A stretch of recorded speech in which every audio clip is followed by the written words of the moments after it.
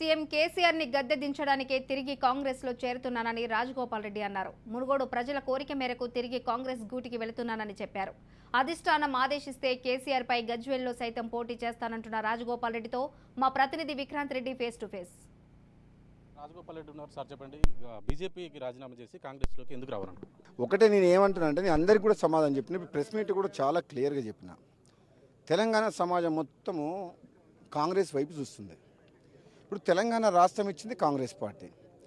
ప్రజలందరూ కూడా కేంద్రంలో అధికారం బీజేపీ అయితేనే కేసీఆర్ని ఓడించగలుగుతాము, వాళ్ళ అవినీతి బయటికి తీసుకురావద్దని ఒక మూమెంట్లో అనుకున్నారు. నేను కూడా అట్లా అనుకొని నమ్మిపోయినా. కానీ ఇప్పుడున్న పరిస్థితులు, రాజకీయ పరిస్థితులు వేరే అయిపోయినాయి. ప్రజలందరూ కోరుకుంటారు కాంగ్రెస్ పార్టీని. కాబట్టి మాలాంటి వాళ్ళం కూడా ప్రజల నిర్ణయాన్ని గౌరవించినట్టు అవుతుంది. ప్రజల ఆలోచనకు అనుగుణంగా కాంగ్రెస్ పార్టీ వైపు పోతే ఈ టీఆర్ఎస్ నియంత పాలన, కేసీఆర్ దుర్మార్గం పాలన అంతమొందించాలంటే తెలంగాణ ఇచ్చిన పార్టీ సోనియా గాంధీ రుణం తీర్చుకోవచ్చు.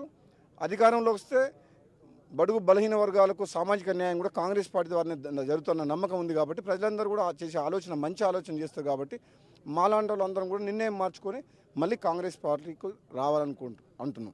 రేపు జరిగే సాధారణ ఎన్నికల్లో ఎక్కడి నుంచి పోటీ చేస్తారు? మునుగోడు, అవసరమైతే గజ్వేల్లో కూడా పోటీ చేస్తా అన్నారు. నేను మునుగోడు ప్రజలతో నాకు ఒక అవినాభావ సంబంధం ఉంది. ఎంతోమంది ఏదో అనుకుంటారు అపోలు, కానీ మునుగోడులో రాజగోపాల్ రెడ్డి ఓడిపోయిందని చెప్పి. మునుగోడులో రాజగోపాల్ రెడ్డి నైతిక విజయం సాధించిండు. అది నా విజయం కాదు, మునుగోడు ప్రజల నైతిక విజయం. మునుగోడు ప్రజలతోటి నాకు ఎంతో నేను రుణం తీర్చుకోవాలి వాళ్ళకి. నిజంగా అప్పుడు ఉన్న పరిస్థితుల్లో కూడా టీఆర్ఎస్ పార్టీ అంత దుర్మార్గం చేసినా సరే 87,000 మంది ఓట్లు వేసిండ్రు.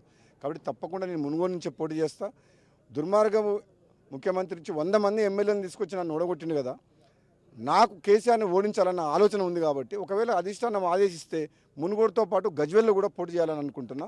తప్పకుండా నాకు అవకాశం ఇస్తారని భావిస్తున్నా. Thank you. గతంలో కాంట్రాక్టులు తీసుకొని బీజేపీకి వెళ్ళాడని ప్రచారం చేశారు.